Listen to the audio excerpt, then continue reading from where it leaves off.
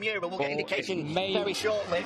At the front, though, it's still Matsuyama that leads the way as we come down towards the revamped turn 10 for the very first time. Well wide. High and wide there was David Real, and here comes Holgado. He got the elbows out again there, and he squeezes his way through. I tell you what, there's Ortola that's gone down. The number 24 Ortola, the rear end kicks out, and down he goes. He's going to rejoin, but surely that's any chance of victory gone for Ortola. The man third in the championship. That's one of Holgado's closest rivals, already out on lap 1. Yeah, a rare mistake from Ortola. He's been one of the man this year that has made 0 mistakes, completely consistent. So that is uncharacteristic from him. As we see Mario Aggi now diving up the inside into the final corner, recovering after that slow start. So across the line for lap 1, it's going to be Holgado who leads just from Matsuyama, and Aggi behind. It looks like it's that Jose Julio Garcia coming down now. It looks like he's maybe going to lead into turn 1. Oh, look at this on the grass. Moreira was pushed onto the grass by his teammate there. They were fanning out 6-7 abreast on the run down. Win now. This is such a good ride for him and real confidence booster coming into race 2 later today, and also the rest of the rounds later this year. There goes Rueda up into third place with Holgado back at the front. There's Hiroshi Ayama, the boss man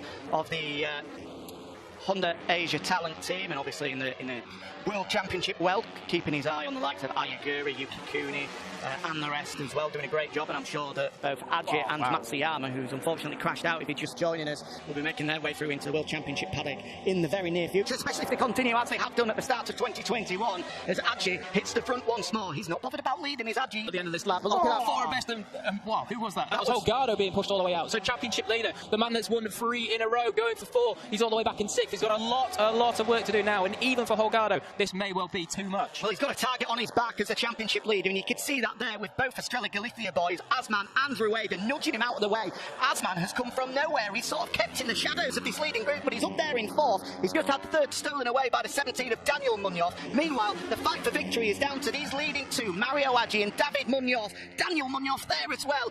Aggi is going to be so late on the brakes here. You're going to have to be a brave man to outbrake him into the final corner, but here comes Munoz. Contact between the pair of them. He pushes them wide to Daniel Munoz, and there is disappointment in the junior talent team box. A chance at victory blown for Mario Aggi through no fault of his own, and suddenly into the final sector, and it's Asman that leads. The Malaysian is in the front, lurking in the shadows for the majority of this race, but suddenly he'll lead them into the final corner. Rueda, his teammate, will look to squeeze through on Munoz ahead of him, but victory for the first time in his junior World Championship career will go the way of Saifuddin Asman. What a race, what a victory for the Malaysian. What an incredible performance. Outstanding last few laps from Saifuddin Asman. How on earth did he avoid all the chaos there? I think every single rider had 3 or 4 huge moments coming down into turn 10 there, but the one man, cool, calm and collected, Asman picked his line and scythed through from 10th on the grid. What a ride. Incredible, absolutely incredible. A best result previously of 4th place. This is Malaysia's next young hope.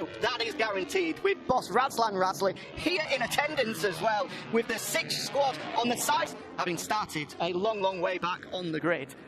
But he's battled his way through to hit the front 5th into turn 10, and somehow he's won the race. Incredible. Holgado, though, he will extend his championship lead, 4th place after a long lap penalty. I'm sure he will be disappointed not to have continued that winning streak, but the championship leader picking up a valuable 13 points, especially with the fact that his closest championship rival, David Salvador, couldn't see the checkered flag.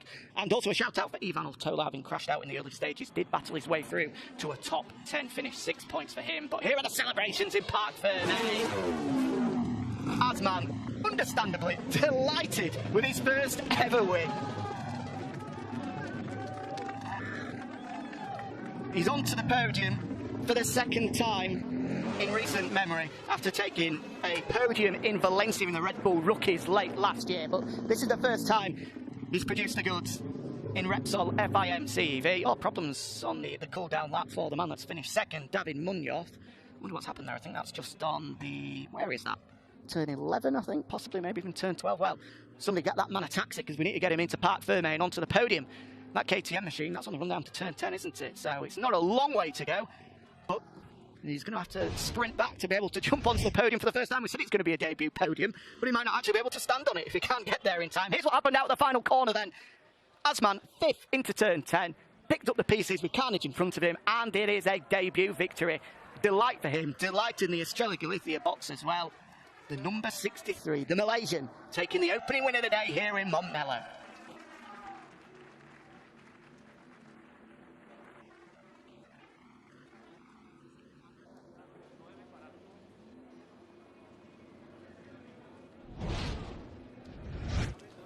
So there are all the Estrella Galicia squad now, of course, not in the World Championship, but they're still continuing to provide the stars of the future. The hard work done by team manager Kev Coughlin, former Moto2 Grand Prix star himself, and the rest have produced some incredible names down the years, and they look to be doing the same once again with 2 bikes on the podium. They've already had podium success with Diogo Moreira, and now they've got Asman and Rueda into Parc Ferme as well. What a start to the day for them. There'll be delight as well for Zulfami Khairuddin as well, a name from yesteryear. He's here, he looks after the younger Malaysian talents, and he'll be delighted to see him speaking with Jack Gorst down in Parc Ferme. Over to you, Gorst. So, RaceFIM Asman, an incredible ride, your first victory in the Junior World Championship. How do you feel? Yeah, thank you very much. Firstly, I want to say Syukur Alhamdulillah, and I want to say thank you to my team who worked hard for this weekend, and also my crew chief, Ridwan, and my manager, Zulfami Khairuddin, and also Dato' Razlan, to come and support me. And today, I'm very happy, and I want to say thank you for all my supporters, my family, and all. Thank you very much. Congratulations, enjoy it, we'll see you in race 2. Thank you. The opening race of the day here in Montmello certainly delivered, with Super Mario Adji starting from pole position for the first time in his career, but it was the championship leader Danny Holgado who got a dynamite start from the second row of the grid to lead the way into turn 1. There was drama on the opening lap as we went through turn 5 for the first time, with Colin Vyas, Senna Aguis and Billy Van Erdy being tangled up in an incident there. At the front, Matsuyama and Holgado went at it, whereas the man third in the championship, Ivan Ortola, slid out of contention before remounting and battling his way back through the field to get a commendable top 10 finish. At the front, everybody had a taste at leading it, with Holgado, the championship leader, fighting off the likes of Moreira and Matsuyama before he had to take his long lap penalty for an incident that happened at Valencia in round 2. It didn't take him long to get back in amongst it though, as Moreira and Adji went at it through turn 10 at the front. Josiso Garcia was in the mix before Matsuyama high-sided out, taking out Diego Moreira with him. The Brazilian and the Japanese rider out of contention, despite being early favourites for the podium. Then went another favourite, Josito Garcia, suffering a classic turn 5 crash as the front end washed away from him. That led a leading group of 7 into the closing stages, with both David and Daniel Munoz battling through from 18th and 19th on the grid to get in amongst it, with only a few laps remaining. It was the 17 of Daniel Munoz that led the way before a huge front end moment with just a lap to go allowed Mario Adji to hit the front before Munoz had his revenge into turn 10 on the final lap, pushing them wide, and also pushing teammate David Munoz wide and Rueda as well, allowing Saifuddin Asman, who came in to the final sector in 5th, to pick up the pieces and take a debut victory in stunning style.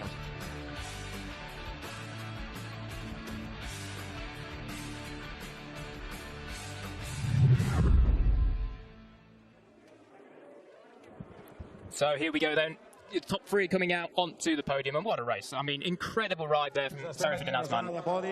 Quite rightly. We'll just let the announcer introduce the guys. I think the Spanish Fred Clark is just drowning us out at the moment, so we'll try speak over him.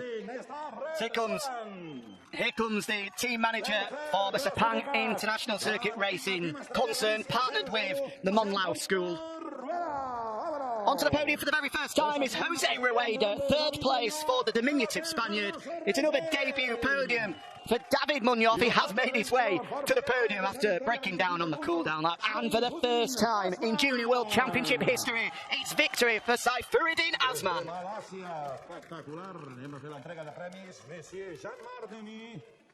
An incredible victory for Asman. What a day for Malaysia as well. They will be quite rightly excited about what's to come for Saifuddin Asman. They've been waiting a long, long time for a superstar, and they may well have one. Is he going to be the next Malaysian to reach MotoGP after Hafiz Sayurin? We'll just have to wait and see. A long way to go yet, but what a start to life. And surely he is the first man to take victory in FIM Repsol from Malaysia since the fish Hafiz Sayurin. I'm sure he'll be watching on delighted to see his compatriot Saifuddin Asman lift the Race Winners' Trophy for the first time in his career. €400 to help the car journey back to Malaysia as well. Yeah, I'm sure that will also be spent on a McDonald's tonight. A well-deserved one. Obviously, one more race to go for these guys later, but here's... Enhorabuena, congratulations para... The Malaysian national anthem ringing out here in Barcelona for Saifuddin Azman. What a victory for the young Malaysian. And now time to spray the fizzy water. Obviously no champagne on the podium with Azman, 19 years of age. He is, of course, of legal age, but Jose Antonio Ruedo at 15 and David Munoz also at 15, unable to get the bubbly just yet. Yeah, got to make sure we hand the correct bottles to the correct people in that sense. But yeah, stunning ride from these three, all on the podium for the first time this year, and some on the podium for the first time ever. So absolutely fantastic stuff. And quite rightly, the team down there in Parc Fermé were, well, they certainly went a little bit crazy. We'll take a look at the results very, very shortly indeed. Before we do, a big, big shout out to Scott Ogden, the 2019 British Talent Cup champion. A debut top 5 finish for the Brit. A brilliant ride for the Yorkshireman from Doncaster, up into the top 5 for the first time in his young career. Hopefully the first top 5 finish of many in the Junior World Championship. Hung in there and, as we said, picked up the pieces of a little bit of drama in front of him to take a career best finish. What a great, great performances. 2 performances to be proud of from both Scott Ogden and Josh Watley there to finish 5th and 9th in our opening race of the day. Here's the official confirmation of the results then. Saifuddin Azman taking the victory by a 10 ahead of David Munoz and Jose Rueda. Daniel Holgado stretches out his championship lead with a 4th place finish. A best ever finish for Scott Ogden, the Brit, ahead of Mario Adji. He'll be disappointed, but he gets another go at it in a few hours' time. Daniel Munoz will look to have a similar impressive performance through from 18th on the grid. John Kelso sees a checker fight for the first time this year in 8th. Josh Watley and Ivan Ortola. David Alonso, long lap penalty for him, and Tachikon Bouazri as well. What a great ride from the Thai rider, starting 28th on the grid with a long lap penalty. Coming through to finish 12th is no mean feat. Great, great ride from the young Thai rider. Further down the field, the final points going away of Luca Lanetti, Gerard Rieu and David Ray Al. Eddie O'Shea there, 20 seconds for the young Brit. Of course, this is his debut here in the Junior World Championship, so plenty of time for him to grow and develop at just 14 years of age. On to the championship then, and it will be it will be Daniel Holgado that leads the way. 88 points to his name now from 4 races, and what an important finish that is, with David Salvador, Ivan Ortola 2nd and 3rd in the championship, crashing out in Salvador's place, and Ortola finishing 10th. Further down, Takuma Matsuyama has